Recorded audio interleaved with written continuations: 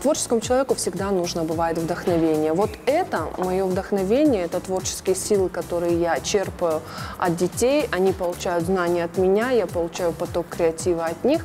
И это выливается и в моей профессиональной деятельности, на телевидении, в журналистике. Алана Гадзацева – журналист с внушительным трудовым стажем, но серьезная профессия не помешала нашей героине раскрыть для зрителя свое творчество в виде создания мультфильмов. То есть я слепила персонажа, мне это нужно было для моей программы. Я хотела сделать какой-то эпизод с мультфильмом. Я сделала персонажа и попробовала технику стоп-моушен анимации. Мне очень понравился результат. Я подумала, почему бы и не заняться этим более серьезно.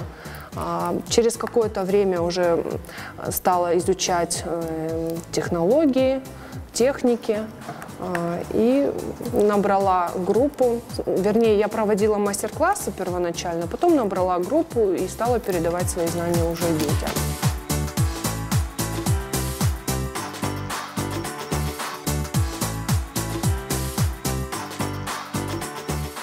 Студия «Кадрик» создает мультфильмы более 2 лет. Ее руководителю Алане Гадзацевой удалось добиться ярких результатов. Молодая девушка набрала небольшую группу школьников, которых учит оживлять мультяшных героев, и получается это очень даже неплохо.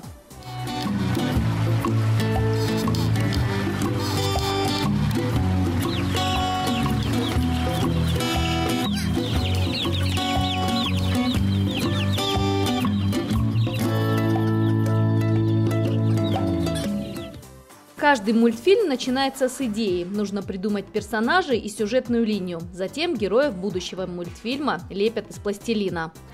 После того, как мы всех персонажей вылепим, мы уже будем снимать на камеру и в дальнейшем сопоставлять кадры и делать готовый мультфильм. В деле создания мультфильмов могут понадобиться самые различные материалы, будь то лоскуток ткани или обычный целлофановый пакет. Здесь абсолютный простор для фантазии. Порой ребята создают для своих мультиков героев, несуществующих в природе. Алана считает, что это позволяет детям развивать воображение. Используем какие-то подручные средства. Нужно сделать море, я ищу дома голубой целлофановый пакет. Нужно сделать там, я не знаю, что... какой-то кровать или одеяло, я ищу какие-то тряпочки, какие-то обрезки. У меня уже дома целая куча хлама собралась, потому что я перестала выбрасывать какие-то вещи, потому что они пригождаются именно в создании мультфильмов. Самые неожиданные вещи, которые, в общем-то, кроме как выкинуть, казалось бы, никуда нельзя деть, они пригождаются в создании мультиков. Один самый простой мультфильм можно успеть сделать за один урок. Как правило, сюжеты бывают незамысловатые, специально для легкого восприятия детей. Но студия «Кадрик» уже опытная и старается создавать серьезные мультфильмы. Один из них посвящен герою Советского Союза, осетинскому полководцу Иссе Плиеву. Час, когда озарятся на небе Сталинград и Москва, Одесса и Минск. Вспоминайте героев Победы. Ваш Исса Александрович Плиев. Безусловно, важным результатом нашей работы является и то, что наши мультфильмы, которые создаются вот здесь, выходят на экране ГТРК «Алания» в рамках проекта «Шаби Амажон Даби». Это образовательный проект на осетинском языке.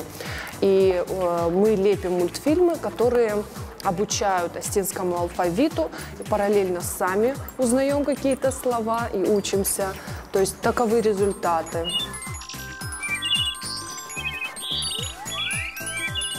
Амбиш,